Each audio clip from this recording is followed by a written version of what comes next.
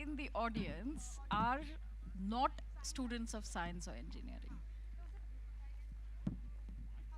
One, two, three, four, five, six.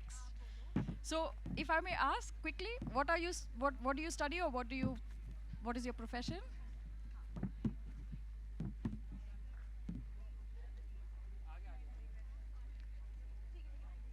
Okay, we have a philosopher. Excellent. And yourself?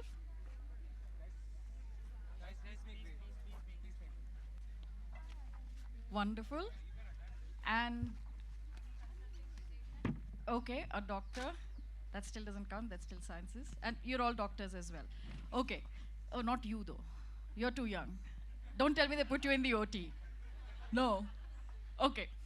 So I think this is, in a sense, representative of the larger public culture around science in India, which is that science is for people who do science and it's not for rest of us.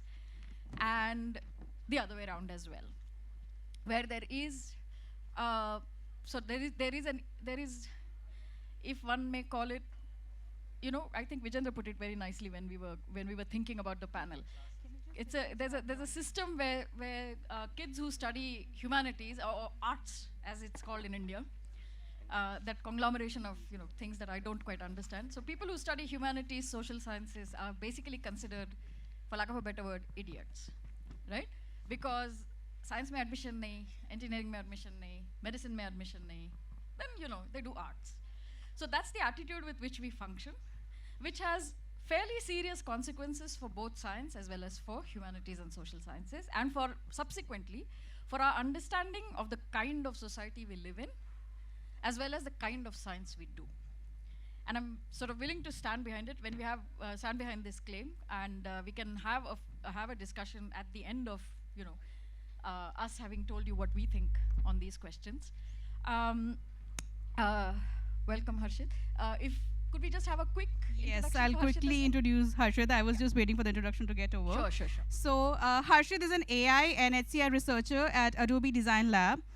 His research interests include creating experiences for people to explore and express with seemingly distant technologies like artificial intelligence and machine learning, drones, digital fabrication, sensors, and augmented reality, and in the process, invite people to reflect upon and re-evaluate their relationship with technology.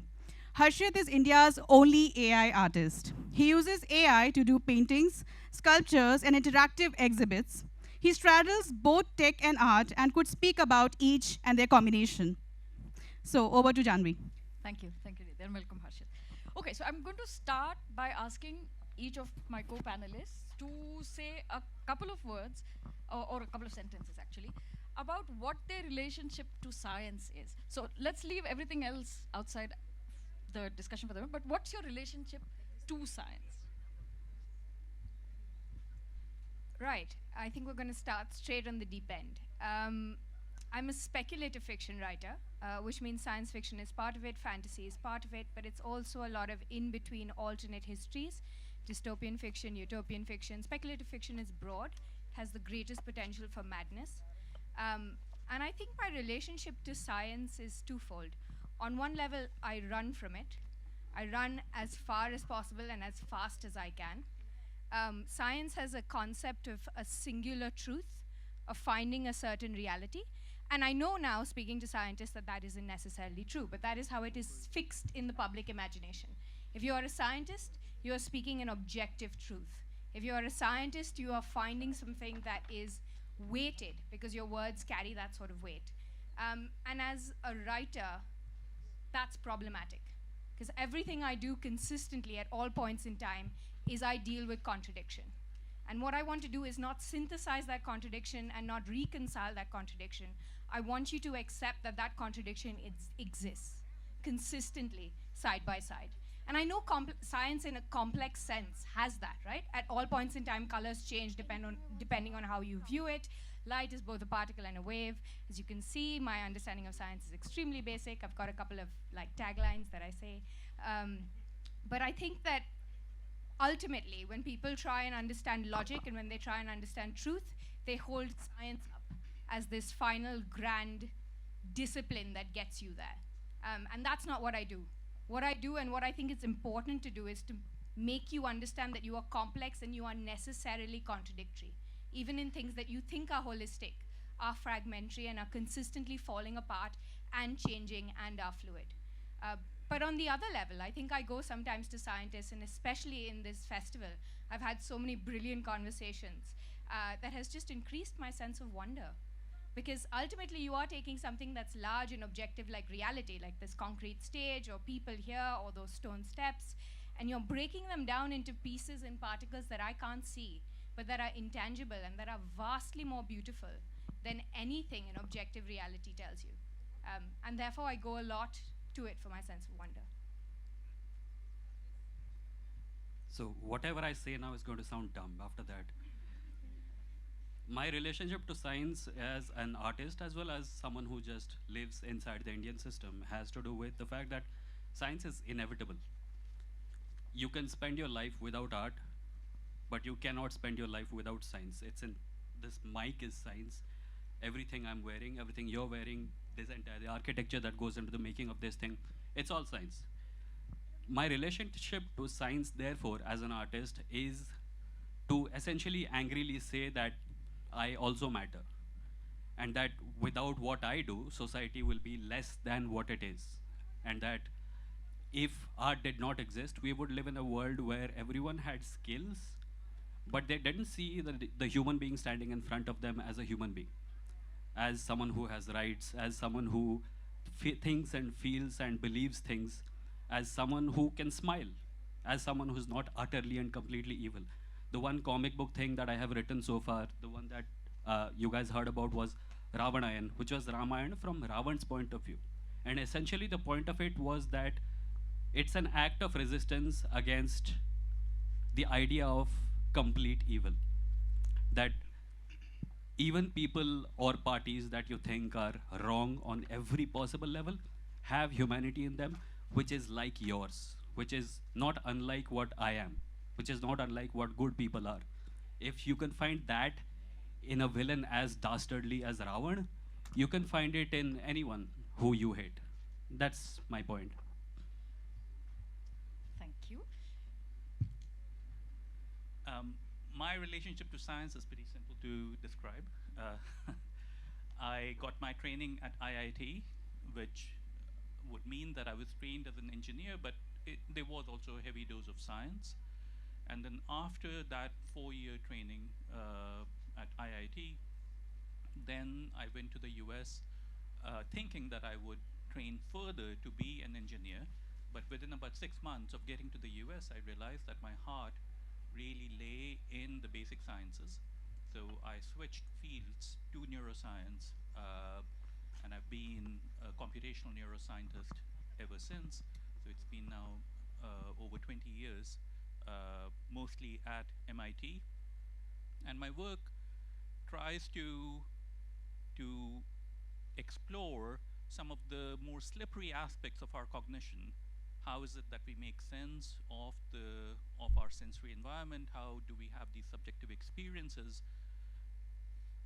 Trying to explain these things from hard science. How can we connect our daily experiences, whether they be of the more quantifiable kinds, like exactly how bright is this part of the image, or how strong is the pressure that you're feeling on your hand, or they could be more subjective. Why do you find this picture more beautiful? Why do you like this piece of art more than something else? So we are trying to make some headway on these questions that have been with scientists for a long time, but they are resisting explanation.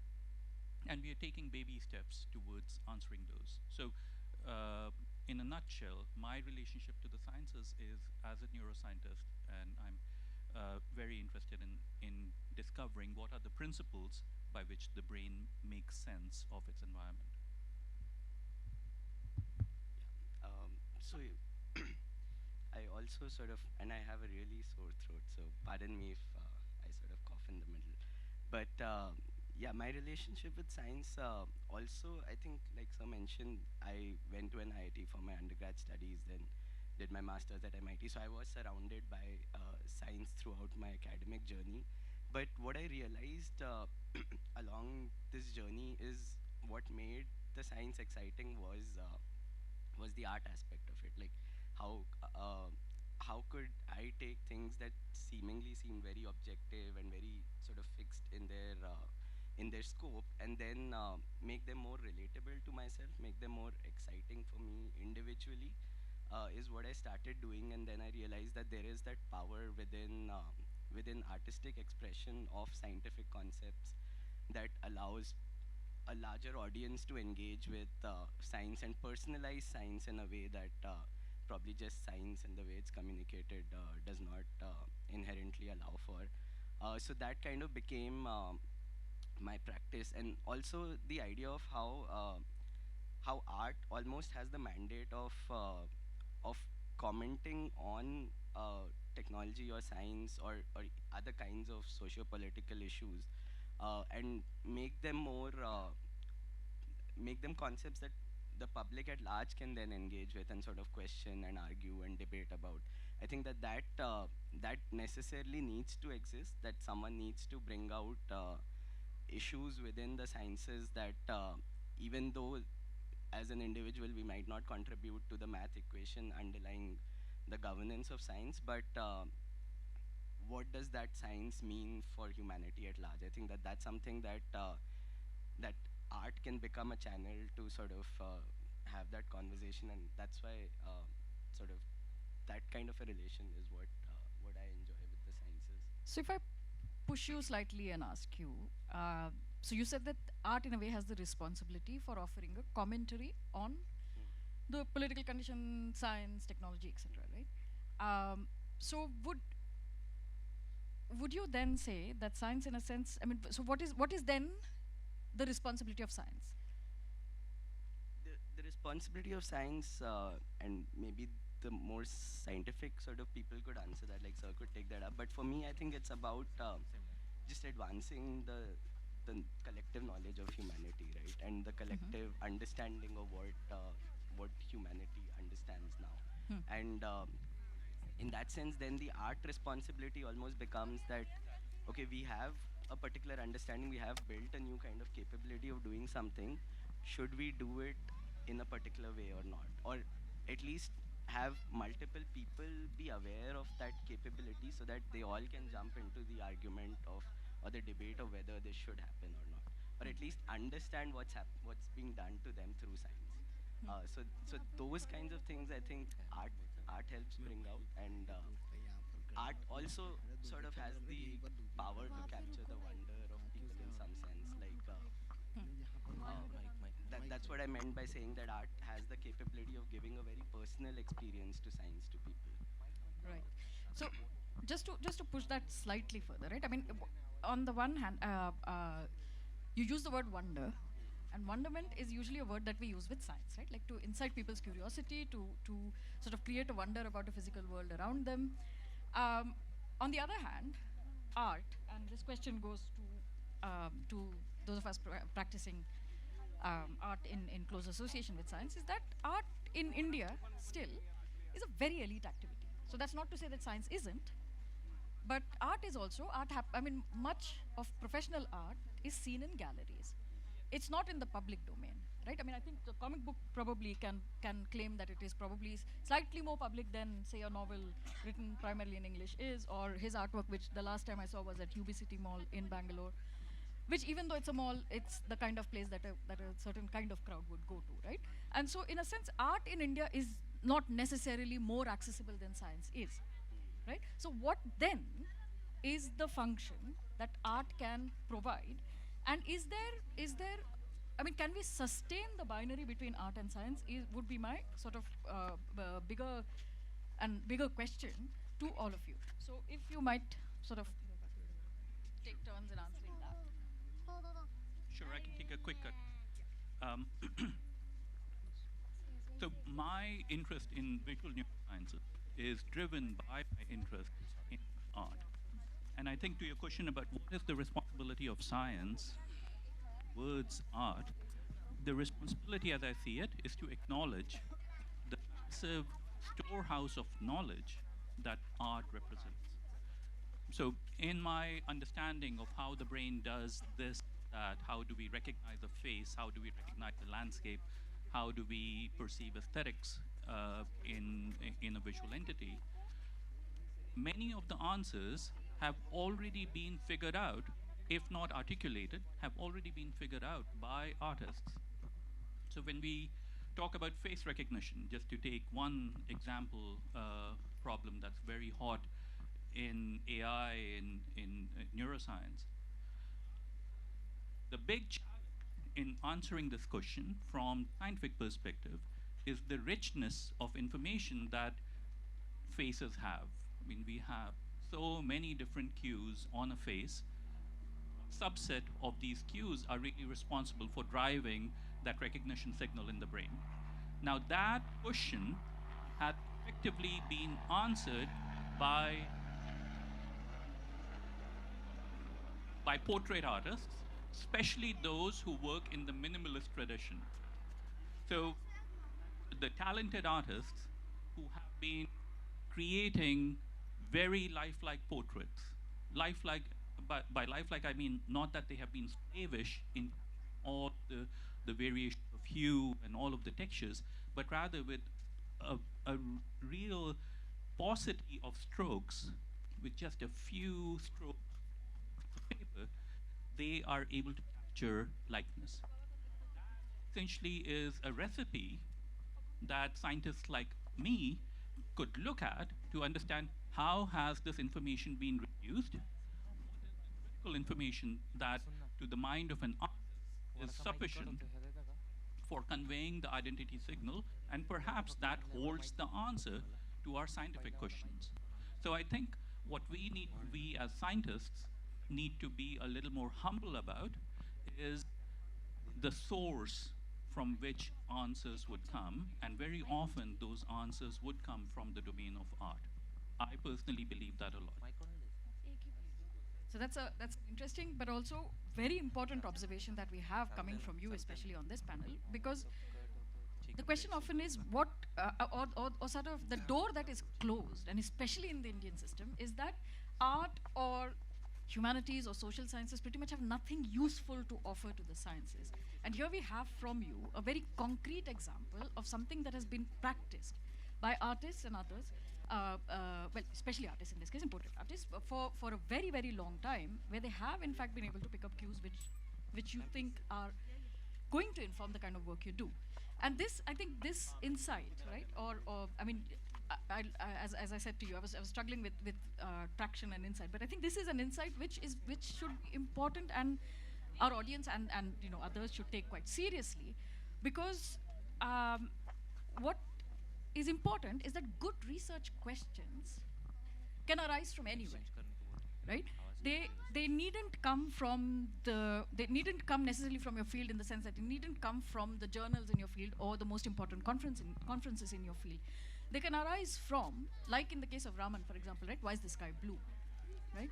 It's about being attentive to your surroundings, and those could mean social observations or observations otherwise, right? And I think that that is very, very critical to understand. Also, because when you undermine certain fields of knowledge, like in the case of our system, when you undermine the humanities and the social sciences to the extent where you don't even consider them legitimate professions anymore, the sciences suffer, right? And likewise the otherwise. So, going back to the question, I mean, of course, feel free to answer the question that I just asked, and I know you're waiting to answer that. But also in terms of how does you started out by saying how does science in a way come into your work? But if you're able to sort of give us a bunch of concrete examples, which, or maybe even one, where you felt that the sciences in a way enrich the kind of work you're able to do, right? I think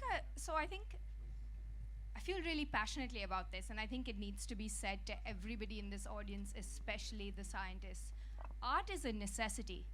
If you take away all the books, if you take away all the movies, if you take away everything that we produce here, you will still sing. You may sing terribly, but you will sing. It's a point of expression. It comes out of you. You will hear rhythm, you will look for beauty, you will find systems. almost everywhere you go. You seek it. To love is an art. To stand on a cliff and see a meadow underneath you and feel a sense of wonder is an art. You're moved by things grander than you towards art. It is essential part of being. So I think what I wanted to do is take the word art and understand what kind of assumptions we're dealing with when we say that, because you had a great point where you talked about how the art we do here is privileged, and it is in a lot of ways cut off from the masses. But there's so much writing in languages other than English. There's so much writing on different grassroots levels. There's songs, there are different ways of expressing yourself that we are not equipped to capture right now, right? And there are ways, as you pointed out, that may have insights for science, because they're obviously created by people with a deep connection to the land, and therefore a deep connection to things that we may not necessarily understand. As for my work and science, what do I do apart from run away from it? Okay, right, really great example. I had a great conversation this morning at breakfast with Vivek. He's giving a talk on insects at Turing Lawn at some point. You guys should go. And he's talking about memory, and he's talking about how insects spatially understand where they are. And as he was talking, I was thinking to myself, interesting, is there a model in there that I can use to make fiction non-human centered? Because I'm kind of tired of fiction that just talks about us. And that's what everyone believes the role of fiction is, right? To make us better understand ourselves, to stand up and basically talk about our grand civilization. And I'm wondering if there are models and ways to do that while still making it fun and relatable and interesting. I don't have any answers, but I wonder if science has something for me there that I can reach for and better understand to pull into the ways we structure our lives and order our lives.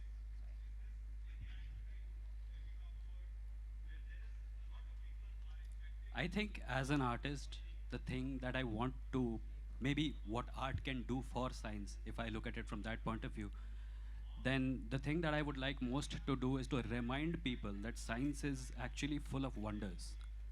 And that a lot of our education system and how we teach science does not really go into that. We are learning science, we are pursuing science, since a lot of you here are science students. We are pursuing science as a means for employment, a means for social upliftment, and there is per se nothing wrong with that. But we are losing something when we say that the purpose of science is that alone. And as an artist, I think my duty is to remind people through wonders of science and through other wonders that the sense of wonder is in and of itself something worth pursuing. And as students of science, you guys are in a wonderful position to take that view forward, to tell children that you should choose science, but not only for these reasons, but for these reasons also. As, what was the second question?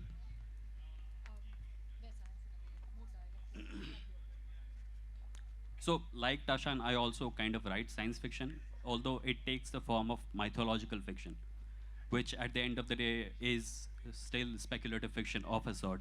I'm writing a story where a Gandharva has a government job, gods have space-age technologies, and a Rakshas is trying to find a loophole in a prophecy about his death through legal means. So it's actually a very contemporary Indian story, and it's on my podcast. So science definitely informs my work. I don't think I write anything that is not in some form or the other science fiction. And yeah, that would be the answer to that. I don't know what else to say about that. Oh, so thank you. So I think Vijendra raised an important point, something that I was just sharing with my co-panelists on the way to here, which is that we do have a very strong professional conversation around science where we discuss, like you said, you should choose science. No, I don't think anyone should. I mean, if you want, you should, and if you don't want, you shouldn't. I meant that if you're... I'm just taking the opportunity to make my point, leveraging on something that you did not mean. Excellent. So we have a very strong professional conversation, right? Like where science leads to a better profession, better paid, more respect, all of that, right? So science in a sense has cultural authority in our society, but yet we are missing a cultural conversation around science, one where, for example, we are asking, okay, what does science do? What is science for? What does science mean to us? How do we relate to science, right? What is the place of science in our society? And it's also compromised further by the fact that our universities function in silos. We're sitting on a campus, which is the Indian Institute for Science, Education and Research. You've studied at the Indian Institute of Technology. right? If you just compare IIT to MIT, right? I mean, MIT has an incredibly strong liberal arts program. They have a very strong history of science program. They have a Center for Art, Science, and Technology where scientists, artists, and scholars from the humanities work together to realize anything from operas to music to whatnot, right?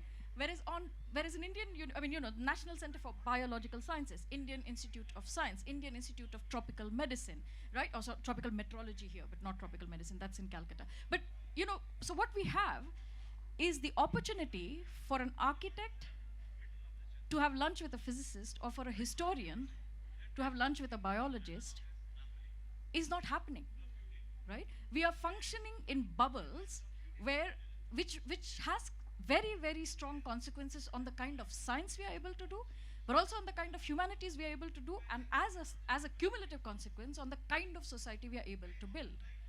And this is a very, very serious concern that we need to begin to address. I mean, if you go to Johns Hopkins University, for example, if you go to Oxford, the universities that in this country we look up to, they will have everything from law to medicine, through anthropology to history to art to whatnot, right? So you are running into each other, in your dormitories, in your lunch halls, in your photography club, in your film club. That's just not happening here. And I think that is something that we all as citizens need to take on board in order to precisely do collectively what we are right now expecting only science and engineering to do, right? To provide progress, to provide a pathway to a better society, to provide a pathway to well-being, to more money, to economic growth, everything. We're putting the responsibility solely on science and engineering without providing the social and the intellectual apparatus that such a scientific and engineering enterprise would need. So I would ask my co-panelists to say probably a couple of sentences by way of, how they feel about, the need for, in a sense, an equality of various fields of knowledge, and how that might actually contribute to all of those things that we all aspire to: better life, better living, etc. Following which we can then open up the podium open up for you guys to ask us questions and beat us up further. I mean, one quick comment, because the whole notion of the arts being for the elitist, and that came up. I think one of the interesting observations is that even the elitists of each community do not intersect or talk amongst each other. So it's not only at a lower level, right? Like and by lower level I don't mean in any way degradatory of anything, but obviously, like, even the elitists of the art world and the super scientific conferences, they never talk amongst each other. So I think in that sense, if at least they start addressing the idea that there is a lot of benefit in sort of collaborating with each other, then that might have a trickle down effect, because that might ultimately inform policies and so on and so forth. So that was just one quick comment that I had to make. And in terms of like the programs that you mentioned at MIT, so I did my studies at the Media Lab, which boasts of this concept of anti-disciplinarity. So the idea of not even interdisciplinary, that we are against the idea of disciplines altogether. And I think that that's an interesting way to frame it, in the sense that you inherently don't like box yourself into a category of work that you do. And like you said, like, those conversations are what lead to innovations that possibly one segment alone wouldn't have done. So you mentioned the Center for Art, Science and Technology, and that is actually a center that's funded some of my work. So talking about the interplay between the art sciences and the more artistically oriented segments of MIT, I'm an example where the two sides have come together. So CAST, the Center for Art, Science and Technology, actually funded us to create a course on the points of contact between visual art and visual neuroscience. And that class, I expected there to be maybe 10 or 15 students would register for that class. This class has now been running for 3 years, and each year we are like 3 times oversubscribed for this class. So there's clearly a hunger for bringing together art and science in a very substantive way. These are not just empty words that, yes, it would be good to have some dialogue between artists and scientists, but thinking about very concrete ways in which art can benefit science and science can benefit art. And through the projects that the students do in this class, I see clear examples of that. So there are already several instances where an understanding of how artists have depicted different kinds of objects, different kinds of scenes, different kinds of feelings in their creations has informed neuroscientists, visual neuroscientists, about what might be important for the brain. But in the other direction as well, so how can artists benefit from scientists? Or at least, how can artists benefit from a scientific style of thinking? One very tangible way in which they can do that is to have some kind of insight into what it is that constitutes art. I know that this is a very controversial question. Can we deconstruct art? Can we figure out what is making a piece of art more beautiful than another? What is signaling something from a piece of art to the viewer? That question can in fact be submitted to a scientific inquiry. So you have a collection of art pieces, all of which have been rated in a certain way by viewers, and other pieces that have been rated differently. You can potentially try to figure out what are the cues in those sets that are causing those kinds of responses. So I think looking at the sciences might allow for an articulation of what enables artists to create effective art. Wonderful. I mean, we've known that artists have been able to even invoke anything from disgust to admiration to an understanding of innocence to, I mean, pretty much all. Yeah, that's right. Yes, please. I got caught up in what he was saying.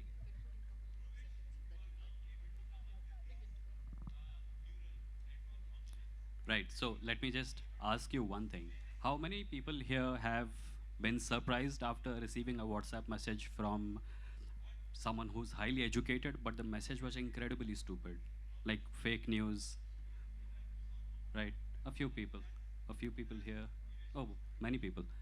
Right. So the question that needs to be asked, at least in some form, on this platform is, where is our science education system failing people when they are lacking critical thought, the ability to critically evaluate a piece of information that comes at them, and then, not even ask, where did you get this information?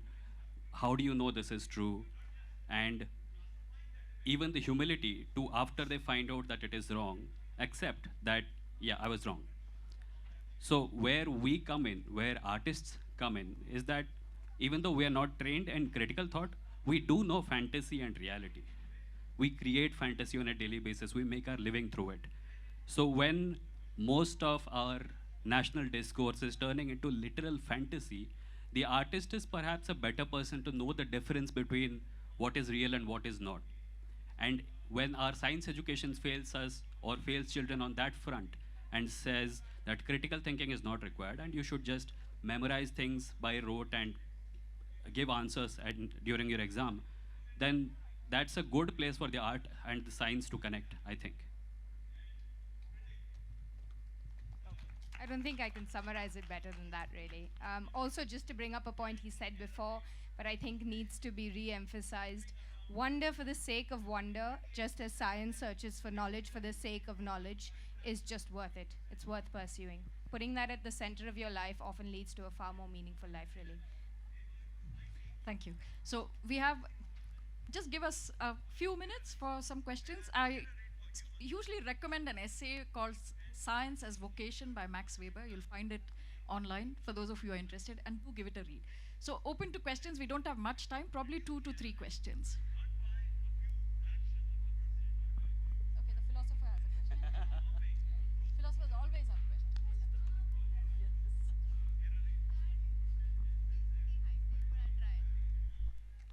Can you hear me?